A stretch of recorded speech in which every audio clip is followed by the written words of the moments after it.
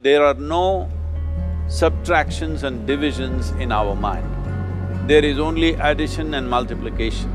I will just remove negative thoughts and I will have positive thoughts. All the best, it's not going to work. It's just that you need to pay little attention as to how it functions. You will see there is a distinction between what is you and what you have gathered.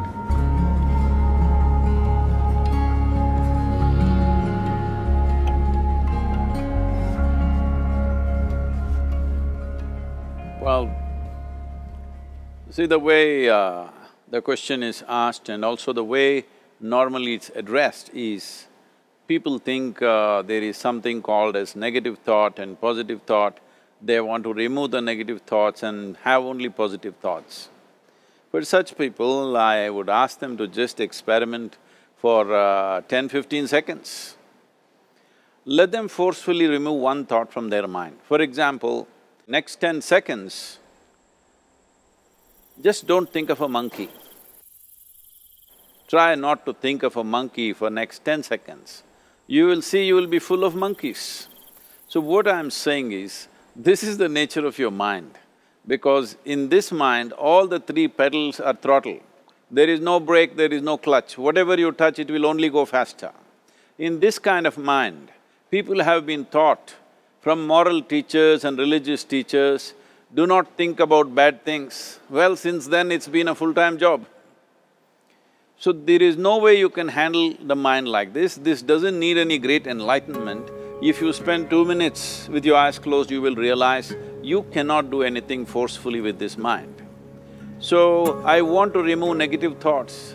Do not ever go in this direction, because what you want to remove will become your quality. Always you will be on it. So what should I do? The thing is this, without understanding the fundamental mechanism of this mind, because our mind, human mind, is the most sophisticated computer on the planet.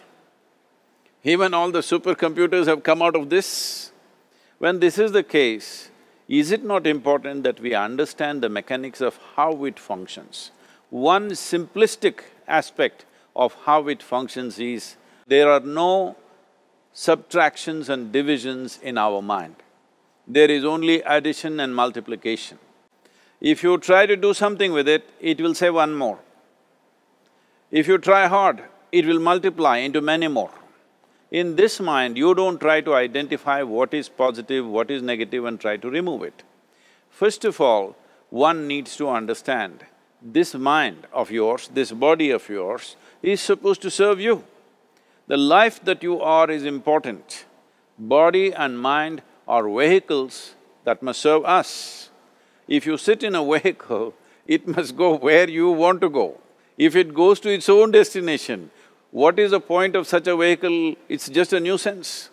Right now, most human beings are unfortunately experiencing this fantastic possibility of human mind as a nuisance, as a troublesome thing. Well, this is the most beautiful thing you have. It's just that you need to pay little attention as to how it functions. One simple thing is this. First and foremost process is, that's why we put out this process called Isha Kriya. This is to distance yourself from your physiological and psychological process.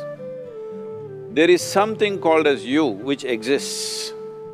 This is not a composite of all your thoughts and emotions and physiological processes. Beyond that, there is you. If you close your eyes, even if you cannot see anything, you're still there. It is through the window of your eyes that you're looking out, but if you close your eyes, it doesn't mean that you don't exist, you still exist. So beyond your thought, you still exist, beyond your emotion, you still exist. So that you, the life that you are, this has to come into your experience. Why is it that you're not allowing that to come into your experience, which is the most significant aspect of who you are? Who you are right now, the most significant aspect is, you and me are alive right now, this is it. What I'm thinking, what you're thinking is not the important thing. We are alive right now, that is the important thing. So, it is important that you focus on this fundamental sense of aliveness within you, and then you will see there is a natural distance between you and your thought process. Once there is a distance between your psychological process and your physiological process, this is the end of suffering. Because there are only two kinds of suffering that human beings go through, physical suffering and mental suffering. Once you create a little space between you and your mind, between you and your body, this is the end of suffering. This is something every human being has to experience and know, otherwise thinking I will just remove negative thoughts and I will have positive thoughts, all the best, it's not going to work 100%, it's not going to work because nobody can remove it, they can avoid it for some time. So when negative thoughts come, you say Ram Ram, Shiva Shiva, whatever you want, but this is just avoiding, it's not gone. The moment you stop that, it will pop back with great force, otherwise it'll come back in your dreams. So it's very important, first of all you need to understand your anger, your resentment, your fear, your anxieties, the negativity that you generate. Generally resentment, anger, it is always directed towards somebody. But we need to understand this is poisons that we are drinking and expecting somebody else to die. Fortunately, life doesn't work like that. If I drink poison, I die. If I drink poison, you don't die. So, we need to understand this. When I say poison, today you can have yourself chemically analyzed. Right now, what is your blood work, what it says? 5 minutes of intense anger, check your blood work and see, there will be lots of negative elements in it, literally you're poisoning yourself. So, do you want to poison yourself? Definitely not. Now the very question is coming from certain helplessness, what shall I do? Don't do anything, just sit back and just concern yourself with something which is a life process. Maybe your heartbeat, maybe your breath, maybe just the sensation of being alive. Depending upon how sensitive or how perceptive you are, accordingly, find something.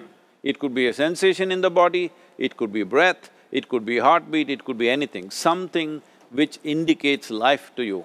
Just pay attention to that for some time. Slowly you will see there is a distinction between what is you and what you have gathered, which includes both your physiological and psychological possibility or mess, whatever you made out of it.